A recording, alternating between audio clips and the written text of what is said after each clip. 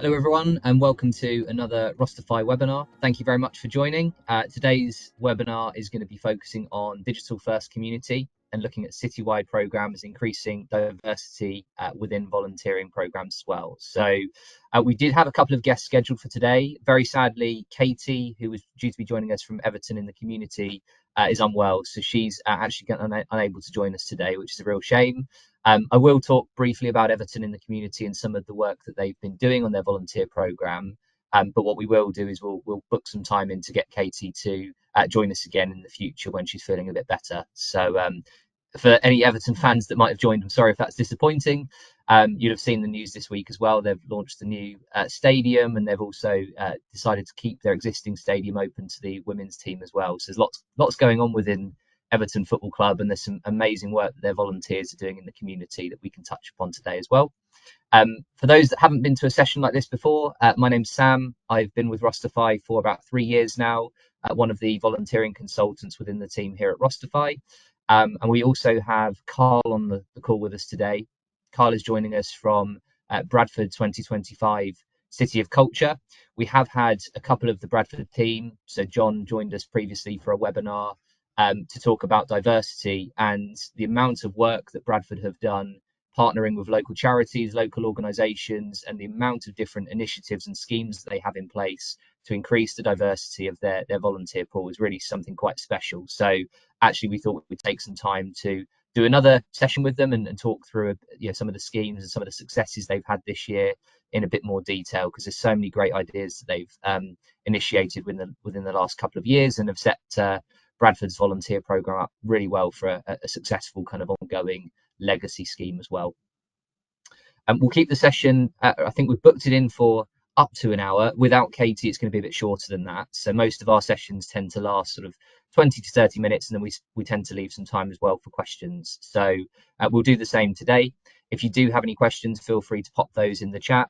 My colleague Martin is in the background, so he'll be able to help us with questions that do come through, either over the chat or we can speak about them towards the end as well. So to start, I'll just do a quick agenda for today's session. So we're really going to be focusing on the role that digital strategy plays within volunteering programs, data collection and how we can track things like impact and diversity.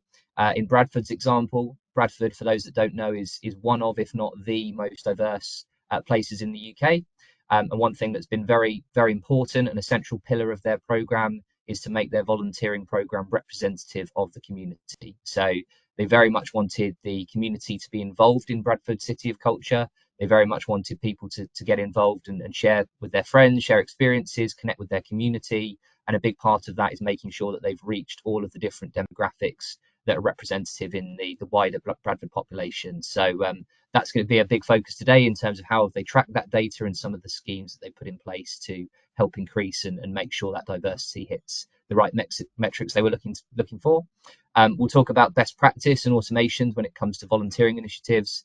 We'll run through a couple of case study examples and then also time for Q&A at the end as well. Very quick introduction to Rosterfy. I'll keep this section pretty brief, but for those that don't know Rosterfy, we've been in the market for about 10, 11 years. Existed really in the UK charity sector for the last 5 or 6 years. Our European team are based out of London Bridge and have been for the last 5 or 6 years as well. But we have supported volunteering programs in over 35 countries. So we're very proud last year to have surpassed over 100 million volunteering hours in the Rosterfy platform. We've got a goal in place to get to 500 million already, and there's lots of exciting initiatives and schemes, both in terms of community outreach and some of the consultancy and events that we support, but also in the platform and the team itself. There's lots of investment going back into Rosterfy, and there's lots that we've seen when it comes to good practice in volunteering. So the purpose of these sessions is to share some of those ideas with you. Just a quick spread of some of the orgs that we support. So most of our work is in the not-for-profit sector. We also support a mix of different UK city councils and city-wide programmes, cultural sites across the UK. So there's a few logos on there like Leeds City Council, North Lanarkshire up in Scotland, and Bradford as well, of course. We also do support a wide mix of different events as well. So some of those sports events, arts and cultural festivals as well.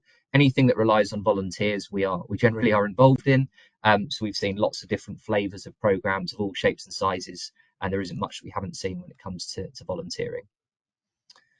Just very quickly, and I'll gloss over this bit because this isn't really designed to be a Rosterfy product webinar, but Rosterfy have a mobile app, and essentially what we do is cater for the end-to-end volunteer journey. So as volunteers are getting involved in the program, having adverts in different places, tailoring messaging towards different cohorts of volunteers, tracking where your signups are coming from, and then making sure that those volunteers have a quick, easy, and really clear and communicative experience. So helping volunteers to feel connected to their cause and try and remove as many barriers as possible to participation, so we get people through to volunteering as quickly and easily as possible. Just in terms of the background, so this is a fairly common picture, particularly for anyone in the charity space. This is a well-known trend. This is a well-known narrative that volunteering is falling year after year, and that's been established now over a decade. Period. We've kind of seen drops in volunteering that have gone from people volunteering once a month at about 27% in 2013 down to 16% in 2024. So it's a huge drop. And lots of organisations rely on volunteers, and that's quite a well-known knock-on effect. It's quite a well-known impact, and some of the reasons and barriers for people entering volunteering are well-known as well. We've had a cost of living crisis. People have changing work commitments coming out of COVID. It's difficult to find flexible volunteering opportunities, and we know that different demographics when it comes to volunteering are underrepresented. So there's lots of challenges, lots of hurdles when it comes to volunteering. But interestingly, at the same time, we track the volunteering space, we track the market very hotly. And some of the things that we see online are actually that the number of people who are searching for volunteering opportunities and looking for volunteer projects to sign up with is increasing. So actually, when it comes to Google Trends, online searches, AI searches, those sorts of things, we are seeing more and more people looking for volunteering opportunities and searching and researching volunteering opportunities online, and that is becoming more and more prevalent. There's some stats on the right hand side around young volunteers. So 69% of 18 to 24-year-olds expressed an interest in volunteering. 1.3 million volunteering with the NHS for the first time. So there are new demographics coming into the space. We're seeing it more and more as well with corporate entities, where you've got employee days that people can volunteer as part of their job and their kind of work package. So there's lots of different kind of pockets of volunteer pools out there, but we are having to be more nimble, more flexible, and putting those adverts in different places to find them and creating that welcoming experience. So we, as Rosterfy, we actually obviously work with lots of different organizations, but we do have a lot of people and companies that sign up with us wanting to volunteer. So they actually come to us looking for opportunities themselves. So we do have a pool of people that register with Rosterfy directly, looking for opportunities, and we often host surveys and roundtables and kind of pulse surveys with some of them. So some of the stats and some of the key findings that we've seen, there's some quotes on screen that have been given from some of the answers we've had from some of our surveys. So people looking for opportunities while they're on the go, not setting aside time to research volunteering opportunities. It's got to be mobile first. It's got to be something they can do when they're on the train or they're thinking about volunteering in that moment. A nice, simple, easy sign up experience, flexibility in the way that they offer time, so it works around their lifestyle, and also content as well. So people don't just want to give their time, they want to feel appreciated for that time, and they want to know the difference that time is making. So it's very important that we keep surfacing back to the volunteers, not just thank you messages, but also making them understand what difference their volunteering makes to the cause that they're supporting as well. So how do those hours that they give in a charity shop actually translate into the cause that charity is supporting with? So all very important things, and some topics there that we can help consult with you on to create that engaging experience. So I'm going to hand over to Carl. I believe, Carl, I think you've got a presentation to share on your side. Is that correct? Yeah, that's correct. Excellent. And Carl, just to get us started, do you want to share a little bit about your background? Because you're an experienced volunteer yourself, haven't you? You've supported in different countries and some really cool volunteering schemes, haven't you? Yeah, so my name is Carl, and I come from Ghana.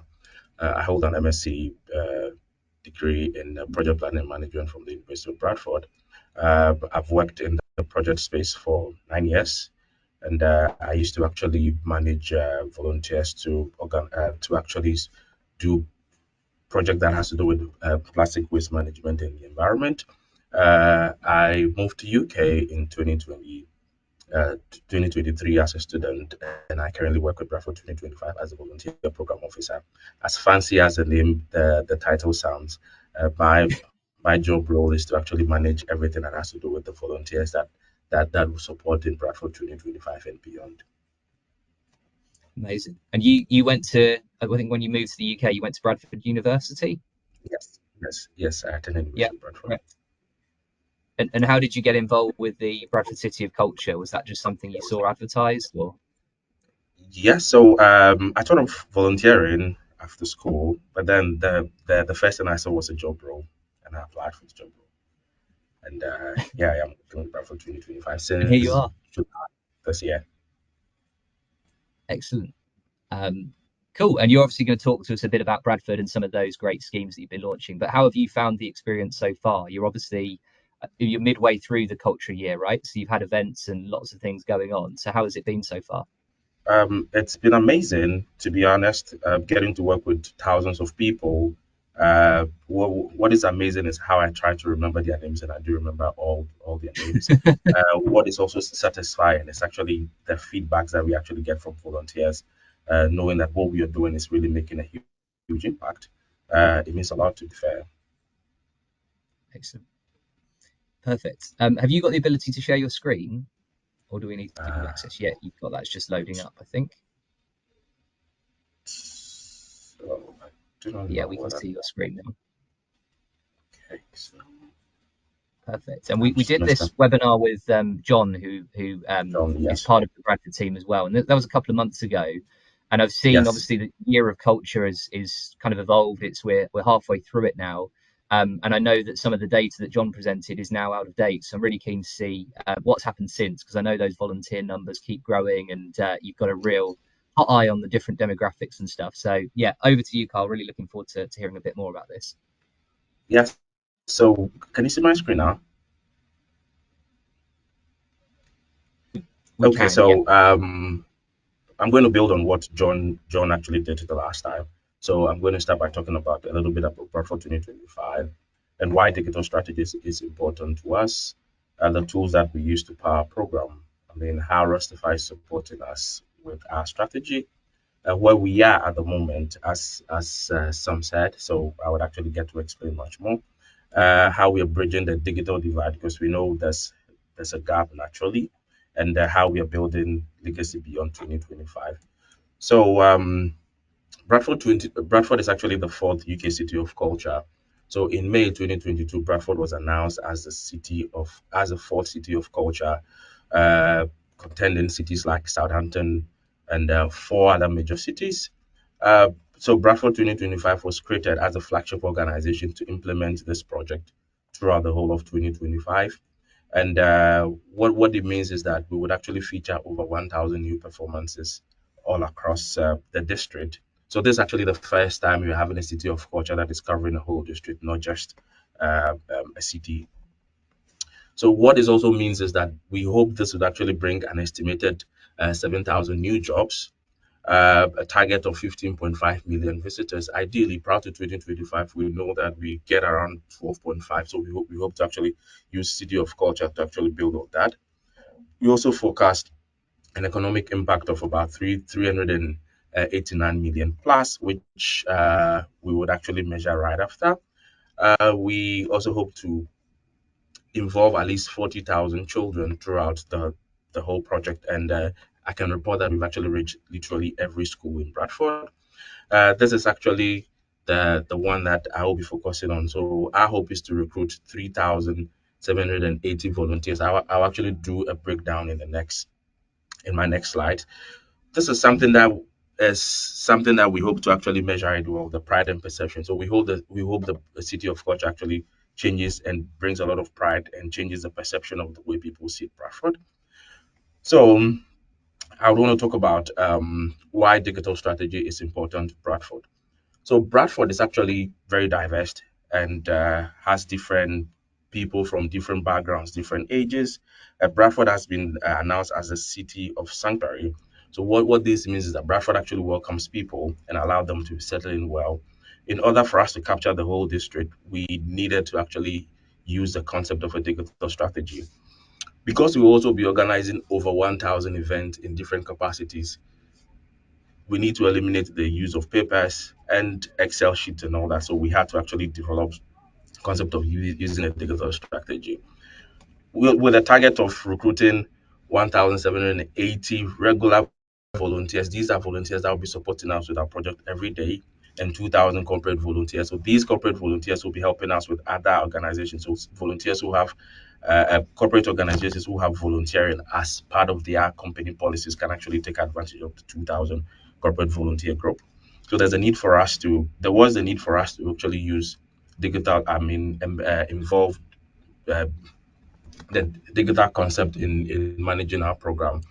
So in doing that, we actually settled on three major tools, but the one we mostly use is Rosterfy. So Rosterfy actually helps us with our volunteer journey, right from registration down to signing out of volunteers and even recording their time.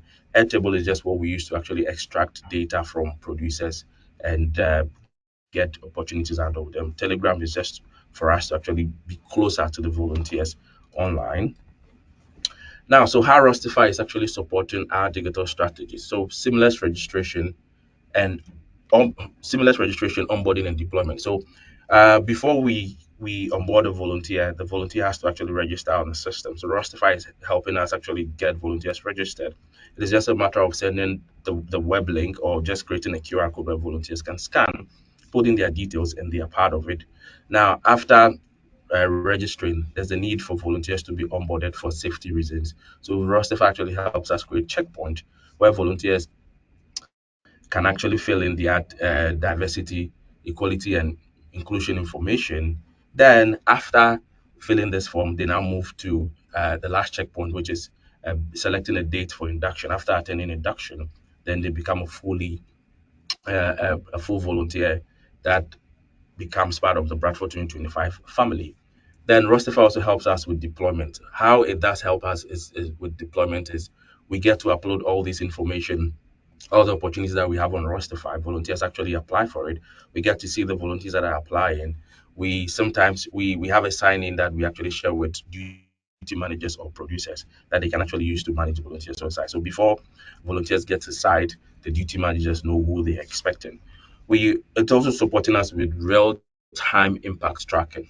So with impact tracking, it includes tracking volunteer time, tracking the hours that they are doing, the number of shifts that they are doing, which actually increase transparency and accountability. Because there are times that we get volunteers calling us, I've done more hours that I can see. So all we need to do is to just go in and check them and check them in and check them out for event that they've done, and they get to see their total hours that they've done. It also helps us with data informed decisions. So when going through our data analysis from Rosterfy, we noticed that most volunteers were actually not attending some of our inductions because we noticed some of them actually live quite far from the city center where we normally have inductions. So we had to actually move some inductions to them, and that has actually increased our volunteers being moved to the fully inducted checkpoint. Automation for better engagement. This is actually something that I love most because we through Rustify we have automations that actually helps us send reminders to volunteers, send um what we're exploring is sending wishing volunteers happy birthday and all that, and that actually brings a lot of fulfillment. We have automation that actually reminds volunteers that they have to do a shift. We have automations that actually go straight to volunteers when they are checked in and checked out. We also have so automations on Rosterfy for me is actually the best part of it because it helps actually reduce loads of admin work. So where we are at the moment. So at the moment, we actually launched Rosterfy in April 2023 and April 2024. And just the first week, we were able to get a sign up of 385 without even publishing it. So as of today, we have a total number of 202 registered volunteers. And we've actually completed 13,393 volunteer hours so far. Sign-ups is actually across all Bradford postcodes from BD1 to BD29. We have volunteers also signing up from LS29, which actually forms part of Bradford. And we also have sign-ups from other cities around Bradford as well. So these are the demographics of the people signing up. So these are the age. So when you look at the ages, the mass majority of them are actually within the youth, which is actually even much more higher than the national average age. We have varieties of languages being spoken aside English, and this actually makes the program much more easy and fun because Bradford is diverse and people speak different language.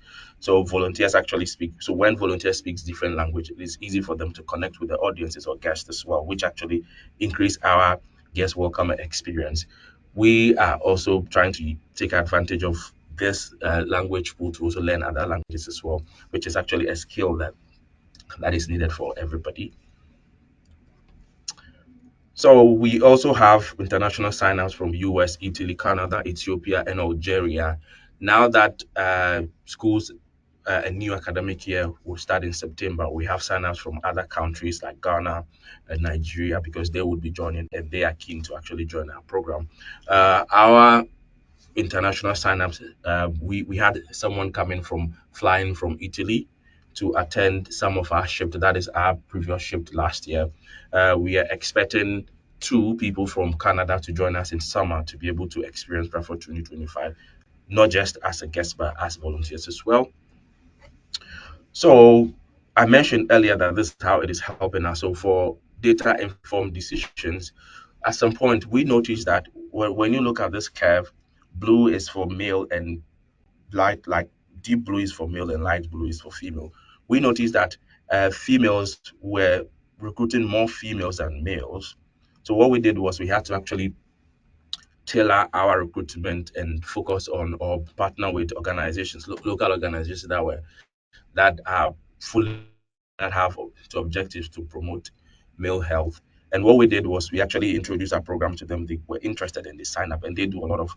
So as at March or as at May, entering into this quarter, we started having males actually registering. So now there's a balance of female and male when it comes to our volunteer program. So this is actually how helpful Rosterfy has been with actually collecting data and analyzing to see where we can actually bridge the gap. Just So quickly in on that, measuring, Carl, that was a big that's a big jump, like a big spike in the male volunteers there around about March. What is it that you did that was so successful to get that demographics lined up so more? yeah, so we noticed the women were actually signing up naturally, Mm. and the men were not really signing up naturally. So we actually partner with local organizations that are centered around men, improving men health or improving men's interest. We partner with them. We got them to understand the benefit of the program, and they started signing it. So we're working with lots of organizations like that. We're also trumpeting the benefit of this to other people as well. So we're getting lots of men actually signing up. That's amazing. So in measuring our impact, we have so many metrics that we use to measure our impact. But for what we used to actually speak generally, we use two main metrics, which is volunteer experience rating and volunteer feedback. There's quite loads of volunteer feedback, so I mean I couldn't grab all of them here. So I'll focus on volunteer experience rating and quarterly well-being survey. So as of now, our volunteer rating is at 4.41 out of 5, with volunteers with most of them actually saying that they're having an excellent experience. We also use a quarterly well-being survey. So in my next slide, I'll be talking about some of the things that we use. So last quarter, we actually surveyed the well-being of our volunteers. So we asked them to what extent do they feel that the things they do in their life is actually worthwhile. And we have an average score of 8.05 out of 10, which is actually much fulfilling. We also asked how satisfied they are with the things that they do nowadays, and we had an average score of 7.73, which is also in an excellent mark. We also found out how happy they felt yesterday, and we had a 7.89 average score. Another question we asked was to find out how anxious they are, or they feel at the moment, or they felt yesterday, and we had 3.95. It simply means majority of them are not feeling anxious. It simply means they've actually built much confidence in what they do or how they feel now. So another what we're doing is we're actually using our volunteer program to also solve certain problems like loneliness and mental health issues and all that. So we actually wanted to find out, I mean, if they wanted company to socialize, are there people that they can call on? And majority of them strongly agree that yes, they have people they could call on. So if we put strongly agree and agree together, that's quite huge. We also found out how they feel, that do they feel if they belong to their immediate neighborhood, and majority of them actually very agree that they actually belong to their neighborhood. So this is something that actually simply means that our volunteer program is actually making a huge impact. So we just opposed that on volunteer attendance, and when you look at the volunteer attendance rate, as at April June, it was actually, so April, June, that was when Rosterfy was launched and we had some programs. So attendance was quite high and we noticed it was going down. But now it's actually increasing. So we no show rates are just around maybe 10%, 5%, 7%, which is actually a great progress for us. We know that definitely when it comes to using digital tools, there's always that, how do you call it, people that are behind. So we always put people first. So in putting people first, there's a need for us to bridge the gap between those who do not have access to the digital space as well. So what we do is we do an in-person registration support at event and fairs. So we accept invitation from organizations that are organizing fairs, event. We also organize some of these fairs and event at community centers as well. So we have area coordinators. Our area coordinators who actually works directly with all these organizations in the various district or in the various constituencies. So we go there, speak to people and register. So we have tablet that we actually register them online. Then we also take their accessibility needs. So those who do not have access to mobile phones and all that, we actually mark them down and we send SMS to them as well. We also send SMS of certain shifts that are up there. So when they are interested, they let us know and we sign them up. We also have a way that we record their data and send it to them all the time. We've partnered with libraries and community centers, as I said, to actually register people. So our partners in the community centers and libraries also register people for us as well. We're creating videos that helps people. I mean, those who are not tech savvy, we actually create videos to help them as to where they can do, how they should do things, and how they can actually get help. And all. So these videos are Rosterfy on their dashboard that they can actually click. That's the first tab on their dashboard, where everything that they need, every help that they need, once they go there, they can get the help. We provide optional training for volunteers. So one training that we are exploring is actually inviting those who do not have the technical know-how to come in and actually get the support. We have so many optional trainings as well, mental health awareness training, which is also actually increasing people's interest. We send SMS, as I've mentioned earlier. So we have a dedicated helpline for volunteers. So there are some volunteers that sometimes things happens where volunteers may not be able to actually do the shift that they've applied for. So we have a dedicated helpline that they call and share their problems with, or how we can support them. And this line is actually on 24/7 for volunteers to actually reach out to. We're also translating all our resources into sign languages so that we can actually into British Sign Language, so that those volunteers who are divided in that space can actually have access to it as well. So in building our legacy beyond 2025, so with Bradford 2025, whatever we do, we actually keep in mind the long-term concept of our volunteer program. So every action that we take, whether recruitment, whether publishing or deployment, we actually keep in mind the long term of our program. Because Bradford 2025 is just going to end up in 2025, and the question is what happens to all the resources that we are building. So we are creating a long term volunteer system for Bradford District. So whatever we do, we consult the people in the community to understand how we can actually make this a Bradford resource. We are making Rustify a shared platform where other local organizations can actually take advantage of. So at the moment, we have a legacy group of about 130 local organizations where we meet every month to discuss things that are affecting the volunteer sector and how we can actually improve. And these organizations will actually use Rosterfy as a shared platform in beyond 2025. We also see this as a new model. So we're actually creating a decentralized system for volunteer infrastructure. So what we are doing is we are not just actually sharing the platform with the people, but we're also sharing every resources that we are developing today, the uniforms, the brand, whatever we are designing today, so that it would stay along and become a very wide, a district-wide tool for Bradford. So just to end my presentation, I just want to say that using digital tools is actually very important to every program. And we have seen the impact that the digital tool is actually creating for Bradford 2025. And we hope that all other organizations will also take advantage of digital tools to be able to increase their impact. Thanks so much, Carl. I've got a bunch of questions on that, if that's okay. Just writing down some of the schemes. I find that graph with the two genders really fascinating. The way you've been able to move the needle quickly just by understanding your data and making some changes. I guess a few things. So you mentioned 130 partner organisations, and I know that when John came and presented, he talked about some work that you were doing with a local mine charity. I know there was a local refugee charity that was involved with giving refugees volunteering opportunities as well. Yes. Talk to us a little bit about that. And you've got 130 different partner charities. How on earth do you juggle that many relationships at once? How do how do those meetups work, and how do you make sure that those partnerships are working in the best way? So we've actually decentralized our activities where we have area coordinators around or across all the districts. So we have 5 area coordinators divided across all the major districts that we have in Bradford. So organizations that actually fit in their district, what we do is they manage the relationship so well that every need that those volunteers need, we actually those organizations need, we actually bridge it. We've also identified people that actually are not much more captured in all this. So these area coordinators actually do the capturing. So as you mentioned, John mentioned we work with the refugee actions. We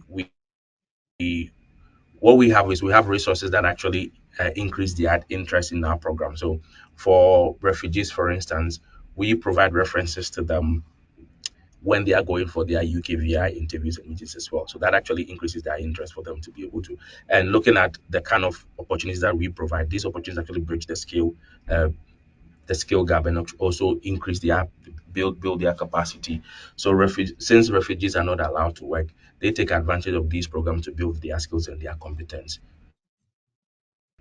So it is easy for us to actually get them on board, and these organizations are very very active and they are always working with us. Absolutely. And when you are putting those adverts out there, you've obviously done such a good job at engaging all of these different demographics. Are you telling the refugees as part of their application process that you are offering those references? Are you using that as a way to market the opportunities, or is it later down the line that you kind of share that sort of information with them? So what we do is when we work with the local organizations, we try to identify their problems and their need, and we Yep. position ourselves as a solution. Not, I mean, entirely the solution, but we try as much as possible to actually bridge that gap by taking advantage of the Bradford 2025 brand. So when you look at the concept of volunteers needing reference, if we it's something that we can actually provide. So selling this to local organizations is actually not something that is very difficult because it's something that they need. Hmm. So it Yeah, makes very it good. easy. And when we are doing our inductions, when our area coordinators are at event and fest, these are things that they also do promote. We have a small leaflet that actually has all this the information out there. So they read, and once they read, they jump on it. We have some of these things also published on our website as well. Perfect. So you really understand the demographics that you want to engage, how they're tracking at the moment, where your signups are coming from, where they're not coming from, and then with those partner organisations, you take a tailored approach where you understand the challenges that a refugee group would face, you understand the mine charities and what mental health barriers there might be, and then you kind of create a message that goes to that audience to get more signups. So that's really, really strong. The other thing that jumped out from me in this presentation was that you've got over 80% of your volunteers are under the age of 60. Um, that is not the norm in volunteering programs in this country. Often when we speak to charities, they'll tell us, "Oh, we've got elderly volunteers. Our volunteers not very tech savvy. They're not going to be able to adopt a mobile application." And yet you've gone out to market for thousands of volunteers in an area, and you've been able to engage predominantly the younger volunteers. What do you think the secret's been for that? Is that part through some of the partnerships that you've been working on, do you think?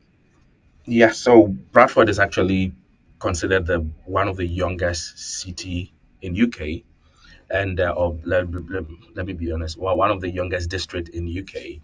So the youth, the vibrancy in the young people actually much more higher, and the young people always want to do things or get things done.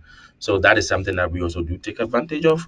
We have partnership with the universities, with the various universities around University of Bradford, Bradford College, and they also support us with students as well that actually help us with volunteering. What we've done with Bradford, University of Bradford, is we actually there's a reward that is attached to students as well. So students that actually do 25 hours get bronze status in their transcript that they can actually show to employers when they graduate. Those who do 50 hours get the silver status, and those who do more than 50 hours actually get um, the gold status as well. The best volunteer actually get the Bradford 2025 Volunteer of the Year. This is enticing the young people to join. The colleges around also need they use the program as an opportunity to build capacity for their students as well. The young people in Bradford are also getting involved as much as possible, as much as the old people as also. This is actually increasing our youth bit of the program, of the volunteer program. Yeah, very good, very good. Yeah, just a couple of other call outs for me. The British Sign Language, really cool. The 25 languages being spoken in your volunteer program, that's really impressive. That's a real big breadth of different languages that are being engaged, that are in the skill set, and nationalities involved as well. And then some of the impact data that you shared was very useful as well, tracking the hours and the engagement that you get from these different demographics. I know that Bradford have some funding, I think, from the National Lottery and a couple of other funders as well. Where does that impact data go? What does that help you to do once you've collected some of that data? Do you, and forgive me, this is probably, I don't know if this is your role or not, but when you are collecting that impact data, where are you reporting that to, and what difference does that make for kind of future grants and applications, that sort of thing?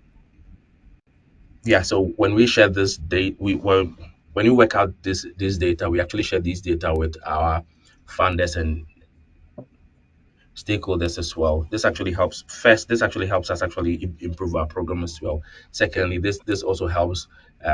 Once we share this data with our funders, donors, and stakeholders, it improves the quality of what we do, and it makes us the standard where actually people can actually learn from. Love that. Great quote. I've got one more question, and then I'm going to see if there's any other questions that have come through. Just at the start, I was just intrigued. You said, I think it was 3,780 volunteers that you wanted.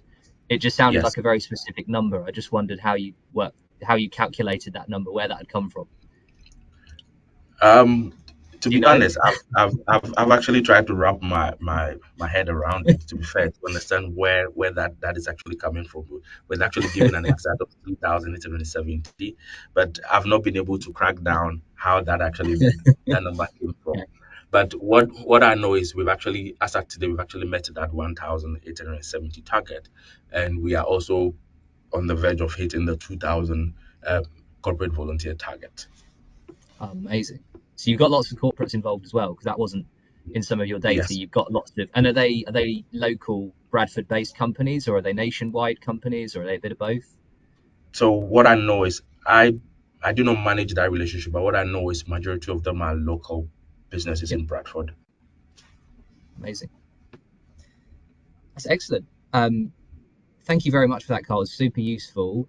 Time-wise, we're about kind of where we expected to be without Katie's presentation. Um, Martin, I don't know if we've had any questions come through in the chat.